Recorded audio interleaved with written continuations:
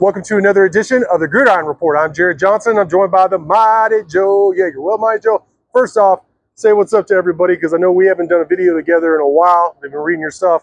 What's been going on in mighty Joe's world? Man, just gearing up for the present, man. Yeah. You know how it is. I mean, we had that big lull, the season of the doldrums, July and August, there ain't nothing happening. But you charge up the batteries, and now, of course, it's all here live and in color. So it is. We finally got to see this team live and in color. I wanted to recap the 3-0 non-conference start. It was all here at the Jones, which is right behind us, and they dominated. Bottom line, they dominated inferior competition.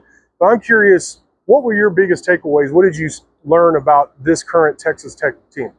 Sure. Well, of course, naturally, the weakness of the competition means that what you learn is highly provisional. Yeah. So we're still guessing, really, for the most part. But it looks to me like the defense is totally for real. Yeah. It looks like the defensive line is probably the best group on this team. Yeah. And not just in terms of raw talent in the starting lineup, but tremendous depth in the inside. Jaden Cofield developing as he's apparently coming on really strong right now. That front line is just going to be very, very stout for the Red Raiders. I think they're going to be a tough out for anybody, whoever they play this season. It ain't going to be easy to get anything done against those guys. And then the other guy on defense who's really standing out to me is John Curry. Yes. We've sort of heard rumblings about him for really since he's been here. Yeah. But now he's beginning to come around, and he looks like he could be very, very special as that hybrid position. He plays really physical, but he can play the safety position as well. And he can cover wherever you want on the field, set the edge. He's a very good tackler, knows how to play the game. Offensively, really no complaints. Although we have both noted sometimes an inconsistent push on the interior of the offensive line in the ground game. And you would think that would not be an issue against the competition that Texas Tech has faced so far. So that's a little bit of a concern. Everything else is looking pretty good, but we're going to see something about that offensive line and what they can do on the ground in this Utah game. Yeah, I think you made several excellent points. The defensive line, it's not just like the Lee Hunters and the Skylar Gill-Howards, but like you mentioned, the depth. A.J. Holmes, Jaden Cofield, those guys can play. Those guys would start and would be very good players on most of the last 99 Texas Tech football teams throughout its history, with some notable exceptions, of course.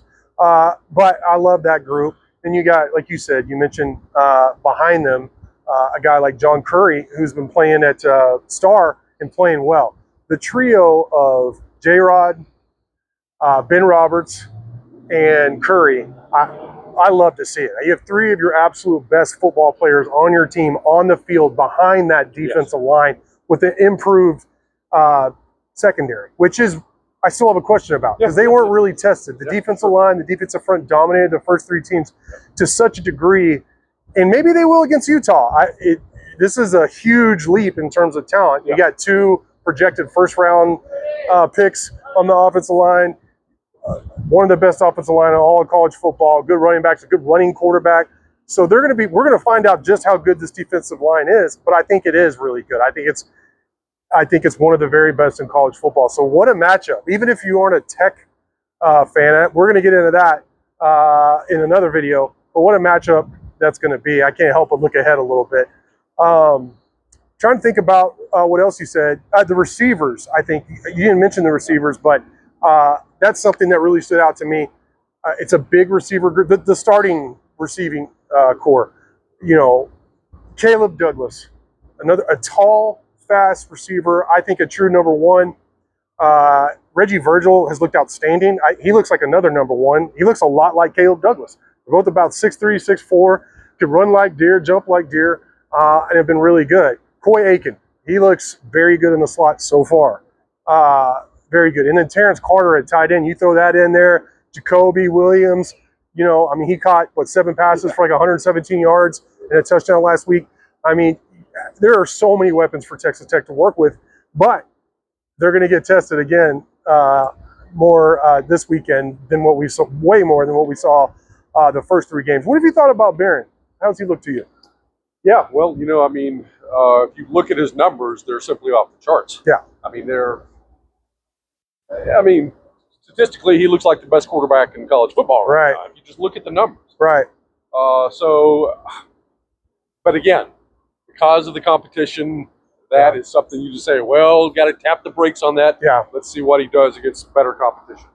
But, I mean, having said that, he's thrown some absolutely beautiful dimes. Yeah. He's had, I believe, just one interception at this point, and that was an ill-advised throw into the end zone. But really, his judgment has been good. I think he's playing maybe at a little bit of slower pace, which is good. At times, I've seen him press things a little bit too much and rush, and I think maybe that's calming down a little bit for him. So that is good. He seems to be pretty healthy. He had that slightly awkward fall in that last game where he slid and he kind of came down his shoulder first, and he was a little bit sore getting up. But I think he's probably in pretty good shape right now. So that's very, very good. Quarterback position looks pretty strong right now, and but again, we'll just have to see what happens against Utah. That'll give us a much better gauge. Yep.